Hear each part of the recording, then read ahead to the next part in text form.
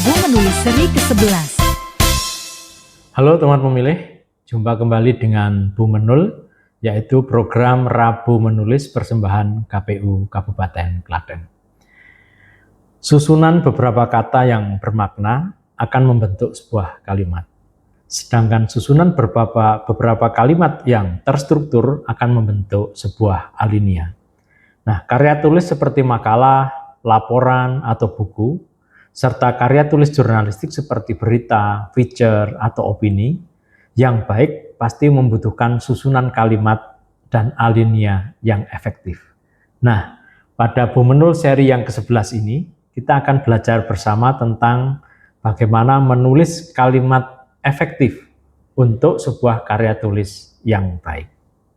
Nah, namun sebelumnya, seperti biasa, sebelum materi ini kita mulai, saya akan memberikan sebuah pengetahuan tentang bagaimana menuliskan dan mengucapkan kata atau istilah yang benar.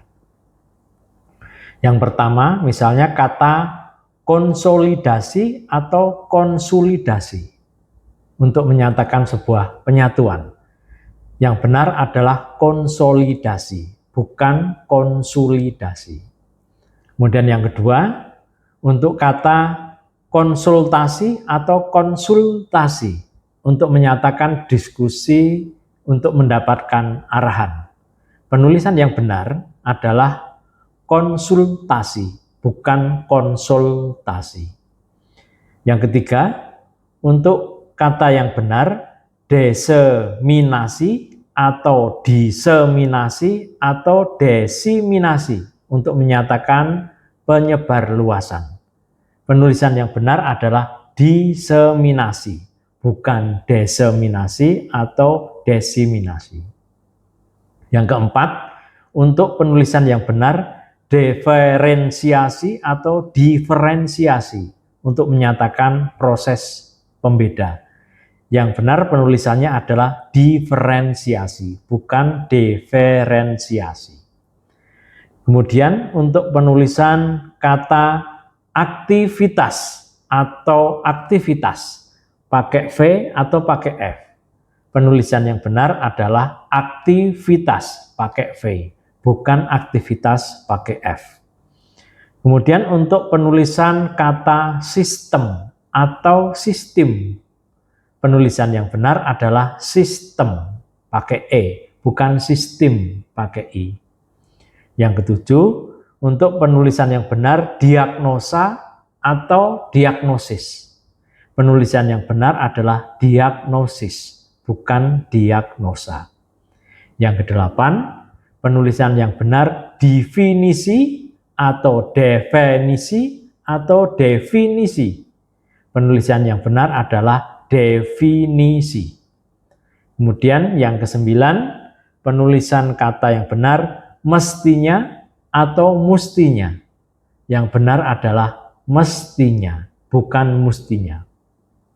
Yang ke-10, penulisan yang benar, frekuensi atau frekuensi atau frekuensi.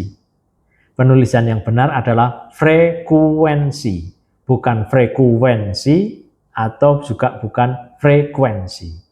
Yang ke-11, untuk penulisan yang benar, magnet pakai H, magnet pakai KH, atau magnet pakai G.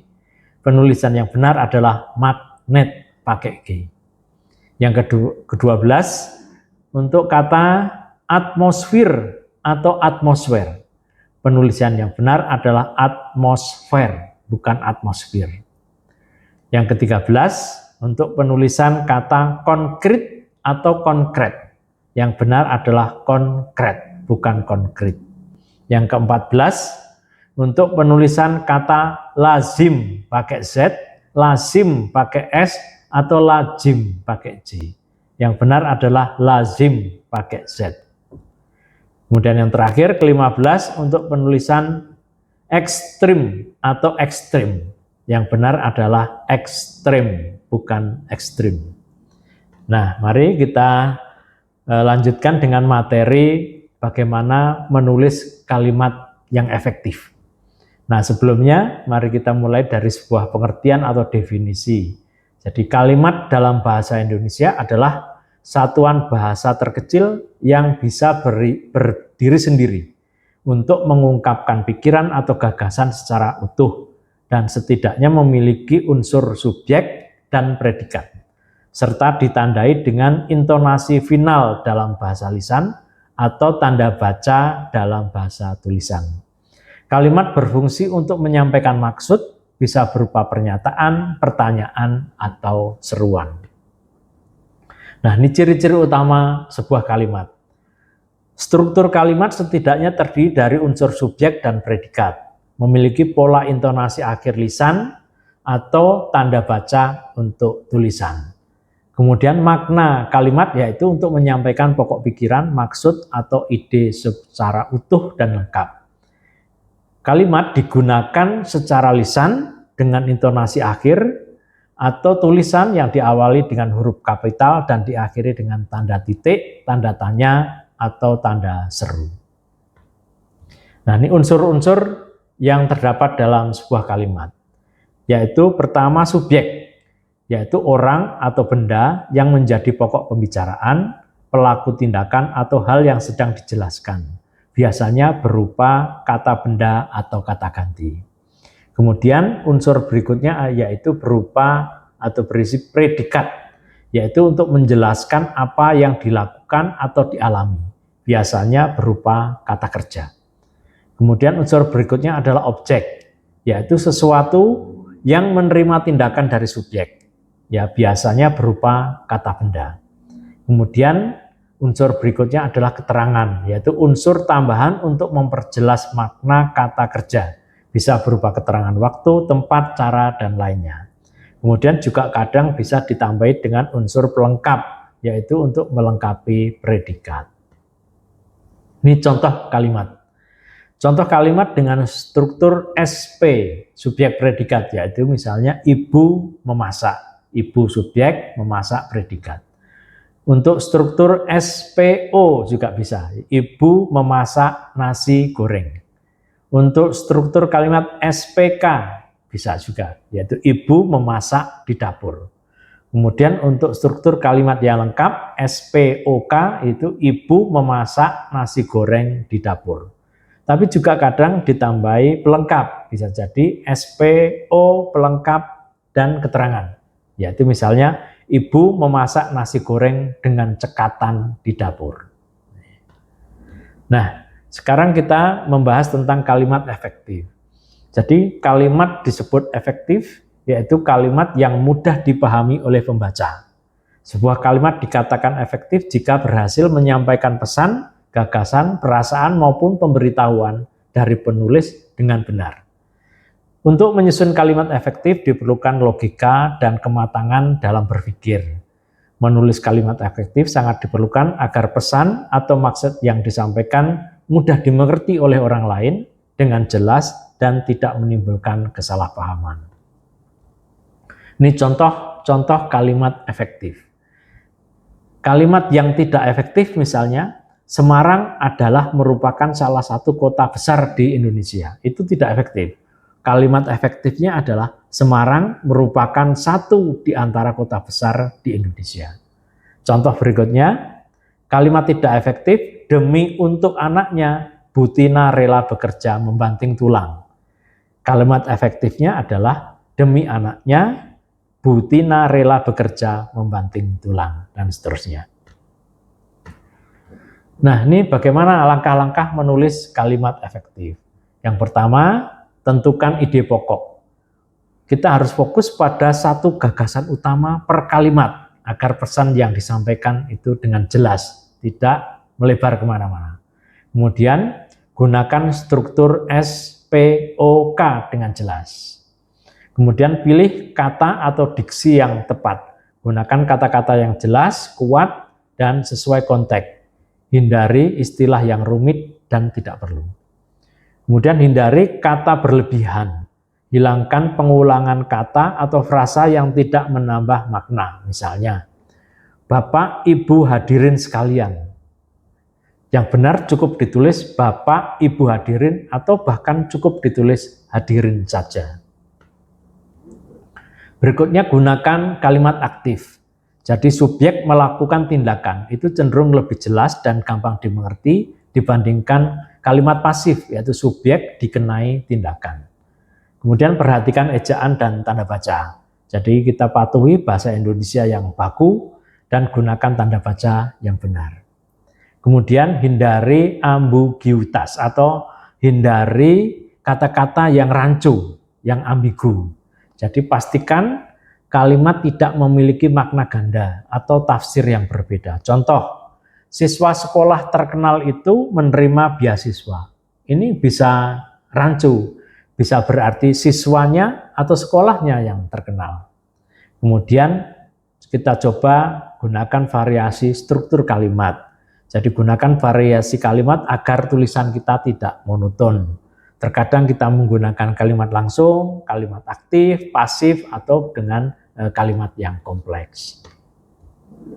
Kemudian langkah berikutnya, pastikan kesejajaran bentuk atau paralelitas.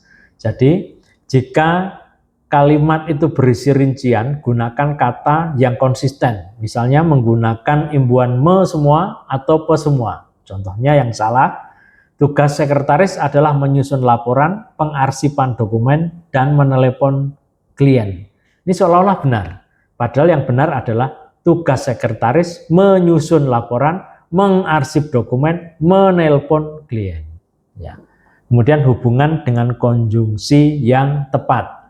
Jadi kita gunakan kata hubung yang tepat. Dan, tetapi, karena, sehingga, walaupun, dan lain-lain yang tepat untuk menyatukan ide antar klausa. Yang salah ini misalnya, saya berangkat hadiri rapat, tetapi cuaca sedang hujan deras.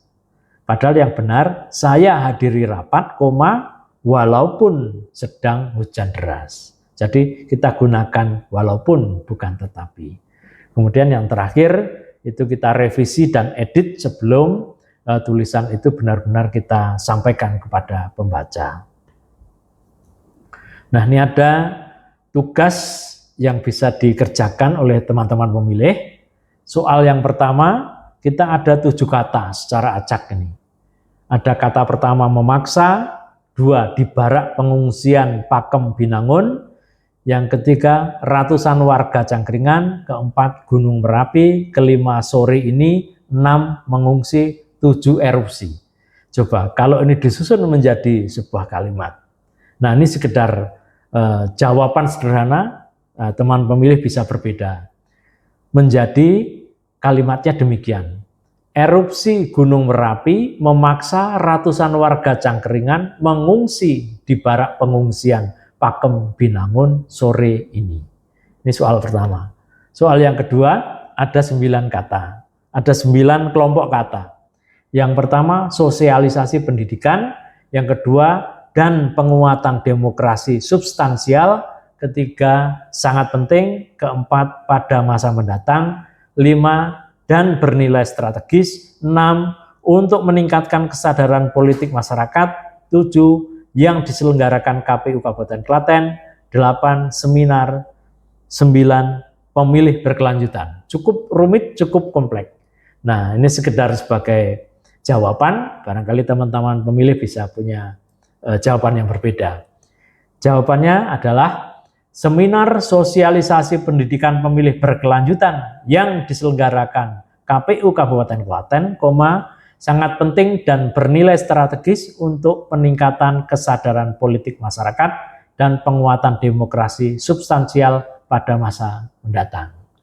Demikian teman pemilih, dasar-dasar dan langkah-langkah kita menyusun kalimat yang efektif sebagai fondasi kita membuat karya tulis dan karya tulis dalam bentuk laporan atau mungkin juga dalam bentuk karya jurnalistik yang lain. Nantikan seri Bu Menul berikutnya. Salam literasi. Rabu menulis seri ke-11.